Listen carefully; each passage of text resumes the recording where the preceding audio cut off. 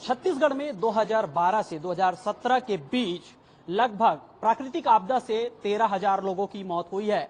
अगर इसको प्रत्येक दिन के हिसाब से बांटा जाए तो लगभग 6 से 7 मौत प्रतिदिन का है। तो ऐसे में सुरक्षा को लेकर क्या कुछ उपाय किए जा रहे हैं, तो इस वक्त हम मौजूद हैं बीरगांव स्कूल में और यहां जानेंगे, क्योंकि अगर हम बात करें तो प्रदेश में 56 लाख से ज्यादा जो है विद्यार्थी हैं और ऐसे में उनका सुरक्षा अहम है। तो स्कूलों में जो है साला सुरक्षा कार्यक्रम जो संचालित किया जाता है, वास्तव में वो जमीन पर कितना है, आज हम आपका उसका पड़ताल करके दिखाएंगे।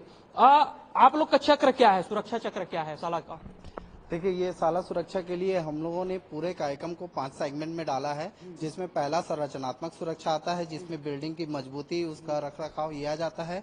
दूसरा जो रहता है वो गैर संरचनात्मक में आता है, जिसमें रसोई, विद्युत और जल भराव इत्यादि की समस्याओं को देखा जाता है। तीसरा जो रहता है वो ये रहता है कि जो भी आपदाएं आपके विद्यालय में घटित हो सकती है, उसकी जोखिम में हम किस प्रकार कमी ला सकते हैं। चौथा जो सेगमेंट है वो बाल संरक्षण पे रहता है, जिसमें बाल उत्पीड़न वगैरह के प्रति बच्चों को सजग किया जाता है। अब पांचवा जो सेगमेंट है कि यदि इन चारों सेगमेंट में कुछ भी कमी जो आ रही है, उस कमी को हम किस प्रकार से दूर करेंगे, किस प्रकार से उसका निवारण करेंगे। अच्छा, हम बात करेंगे क्योंकि जो है गर्मी का दिन है और ऐसे में आग लगने के चांस ज्यादा होते हैं और जो आगजनी का घटना है वो ज्यादा होती है। तो ऐसे में स्कूल में आग लगी तो कैसे उसको आप रोकेंगे?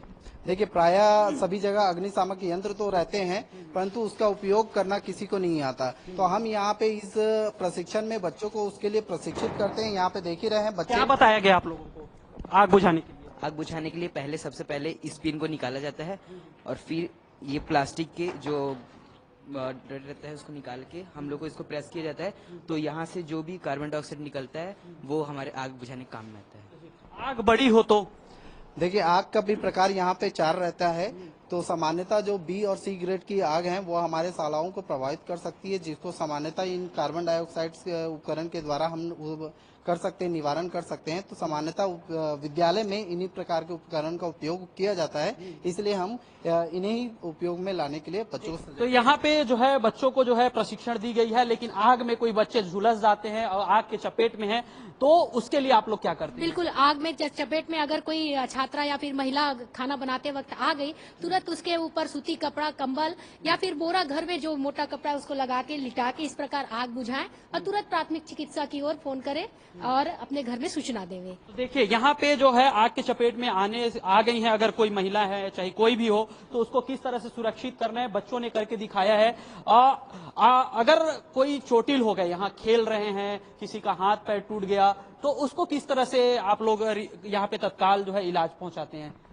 सर, ये एक बहुत बड़ा स्कूल है। आसपास में से मतलब हाई स्कूल तक तो है भी नहीं, यहाँ पे प्राइमरी है, मिडिल हाई है भी नहीं, तो यहाँ काफी जनसंख्या में बच्चे पढ़ते हैं। तो कई बार ये सब दुर्घटनाएं होती रहती, छिटपुट घटनाएं तो होती रहती। बड़ी घटनाएं अगर होती है तो हम सीधे बच्चों को हॉस्पिटल ले जाते हैं, लेकिन छिटपुट के स्थिति ये कापी क्यों बांधे हैं आप लोग? कापी क्यों बांधे हैं आप लोग? ताकि ये दर्द ना हो, यहाँ जो सूजन होती है ना वो थोड़ा मतलब इसको थोड़ा राहत मिले और इसे दर्द ना हो, इसको आराम मिले, इसलिए इसको कॉपी को रखते हैं ताकि इसको सपोर्ट मिले चोट को। मतलब किसने बताया ये कॉपी बांधना होता है तत्काल तौर पे और एक कपड़े को इस तरह से इस्तेमाल करना है? हम हमारे टीचर्स है वो सब बताए, हमें कैसे करना है सब बताए टीचर्स। ये बता दिए हैं।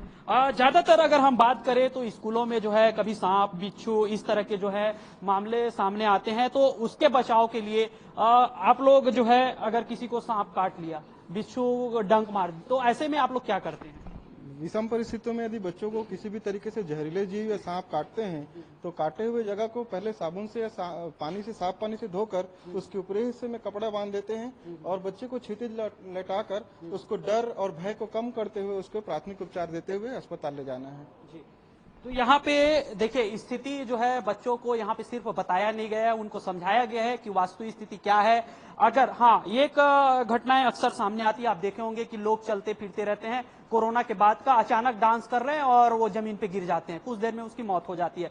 तो उसके लिए कहा जाता है जो उसके तत्काल अगर उसको सीपीआर दिया जाए तो उसका जो है प्राण बचाया जा सकता है। तो सीपीआर को लेकर आप लोग क्या कुछ बच्चों को सिखाए हैं? सर, उसके लिए ये बताया गया है कि कभी अचानक ऐसे आपातकालीन स्थिति आ जाती तो सबसे पहले उसको आप अचेत में रह जाते हैं तो उसको लिटाते हैं, उसके बाद दोनों हाथ को सीधे करके उसके लंग्स पे अपन 15 से 20 टाइम प्रेस करते हैं, तो उससे क्या है हार्ट एंड लंग्स से पुनः स्टार्ट हो जाती है। ऐसी स्थिति कभी बनती है सर, इसलिए CPR का भी सीखा है उसको।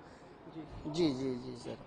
कभी ऐसा मौका स्कूल में तो आया है क्या कि नहीं आया है? नहीं सर, ऐसे मौका नहीं आया, लेकिन इन फ्यूचर खेलते हुए एक्सीडेंट कहीं पे या शॉक लगने से, तालाब में डूबने से पुनः काम करना बंद देते हैं, तो हम उससे किसी बच्चे या किसी की जान बचा तो सकते हैं। देखिए बच्चे क्या है स्कूल से लेकर अपने घर तक के रहते हैं और कभी भी वो एक जो है जानकार के तौर पर है, तो कभी भी ऐसे घटनाओं को देखकर वो किसी भी का मदद कर सकते हैं, जीवन रक्षा कर सकते हैं। अब बात हम कर लेते हैं भूकंप बाढ़ की स्थिति को लेकर। कक्षा संचालित हो रहा है, ऐसे में भूकंप की स्थिति बनती है तो बच्चे क्या कुछ करते हैं, तो हम यहाँ पे जानेंगे कि अचानक अगर भूकंप की स्थिति बनी तो बच्चे क्या करते हैं भूकंप की स्थिति बनने पर। देखिए, भूकंप की स्थिति यदि बनती है तो सबसे पहले हम लोगों ने बेसिक यहाँ पे इंफॉर्मेशन बच्चों को ये दिया है कि सबसे पहले तो वो अपने सर को कवर करें, किसी चीज को पकड़ के होल्ड करें, और जब तक भूकंप का वाइब्रेशन है तब तक वो उस जगह को ना छोड़ें। तो यहाँ पे आप देख रहे हैं कि बच्चे डेमोन्स्ट्रेशन आपको करते हुए दिखा रहे हैं कि अभी मान लीजिए कि वाइब्रेशन आ रहा है तो बच्चे यहाँ पे अपने आप को एक सुरक्षित जगह पे पकड़ के होल्ड कर रहे हैं। उसके बाद हम लोगों ने सिखाया है कि जैसे ही भूकंप का वाइब्रेशन की तीव्रता कम हो जाए तो वो तुरंत वहाँ से निकासी करते हुए सुरक्षित स्थान मैदान में चले जाएं। तो यहाँ पे जिस तरह से यहाँ पे जो है ट्रेनिंग दी गई है बच्चों के भूकंप से कैसे बचना है, तो पहले तो एक सुरक्षित स्थान पे जाकर बच्चे छुप जाते हैं और जब वाइब्रेशन कम होता है, माहौल सुरक्षित लगता है, तो उसके बाद जो डेंजर जोन है, चाहे वो घर हो चाहे स्कूल है, सीधे बाहर की ओर बच्चे भाग जाते हैं। तो ये तस्वीर आप देख रहे हैं, ये शाला सुरक्षा के तहत जो ट्रेनिंग दी गई है बच्चों का वो तस्वीर है। यहाँ पे प्रशिक्षण जो दी गई है उसको जांच करने पहुंचे अधिकारी हमारे साथ मौजूद हैं। शाला सुरक्षा जो है बच्चों की जान का एक कवच है, उनके रक्षा करने के लिए। अभी आपने सब चीज देखा, ये क्या यही आप लोगों के योजना में है कि कुछ अलग है? शाला सुरक्षा के लिए हम लोगों ने जो मापदंड तय किए थे, दिशा निर्देश तय किए थे, तो आज हमने देखा कि स्कूल में भी उस मापदंड के अनुसार पूरी कार्रवाई हो रही है। बच्चों में वो जागरूकता है, शिक्षक उसके लिए मेहनत कर रहे हैं, और जो मापदंड बताए गए हैं, जो विभिन्न चक्र है सुरक्षाओं के, उनका भी यहाँ पालन किया जा रहा है। और ये प्रयास जो है यहाँ के शिक्षकों का, यहाँ के प्रिंसिपल का और बच्चों को भी जो है अच्छी सहभागिता देखने को मिली है। और हम लोग जो अपेक्षा कर रहे थे उसके अनुसार जो है हमको फील्ड में भी देखने को यहाँ मिल रहा है। आप यहाँ के प्राचार्य हैं, कितने बच्चे हैं टोटल ऑल ओवर यहाँ पे? हमारे यहाँ अंग्रेजी माध्यम हिंदी माध्यम मिला के कुल 3500 बच्चे के आसपास बच्चे पढ़ते हैं और शाला सुरक्षा पे विभिन्न कार्यक्रम बच्चों को ट्रेनिंग कराई जाती है। मैं सवाल ये भी आपसे जानना चाहेंगे, क्योंकि हमने 100-150 बच्चों से अभी बातचीत की, उनसे देखा आपके यहाँ 3500 बच्चे हैं, ऐसा तो नहीं है हाथी का दांत खाने का अलग और दिखाने का अलग? सबको जानकारी है? सबको जानकारी है। आप हमारे प्रेयर पे आइए, प्रेयर के समय सारे बच्चे आपको मिलेंगे। शाला सुरक्षा के साथ साथ बच्चों को आत्म सुरक्षा पे शासन की योजना है, उसके तहत लड़कियों को कराटे का प्रशिक्षण भी दिया गया है। उसके अलावा यहाँ पे 60% लड़कियां हैं, तो उनको पुलिस प्रशासन द्वारा भी आकर लड़कियों की सुरक्षा कैसे करें, अपना बचाव कैसे करें, उसके बारे में एक चीज हम आप जो है कानूनी मुद्दे से हम जानना चाहेंगे, बेड टच गुड टच, इसमें क्या आप जो यहाँ की लड़कियां हैं, चूंकि यहाँ संख्या ज्यादा है, तो इस पे बात होती है? बिल्कुल बात होती है। पुलिस प्रशासन की महिला कर्मचारी आती हैं और हमारे बच्चों को उसकी ट्रेनिंग दी जाती है, बच्चों को बताया जाता है, उसके बारे में बच्चों को प्रशिक्षित किया जाता है। जी। तो देखिए यहाँ पे शाला सुरक्षा को लेकर जो कार्यक्रम संचालित किया जा रहा है वो आस्तिकन में, कागज में नहीं है, धरातल पे उसको उतारा जा रहा है और विद्यार्थी जो हैं इसके फायदे ले रहे हैं और अपने आत्मरक्षा गुण के साथ दूसरे की जीवन दान देने, दूसरे की जीवन रक्षा करने की गुण कला सीख रहे हैं। कैमरामैन जग्गा के साथ सत्या राजपूत, न्यूज़ 24 रायपुर।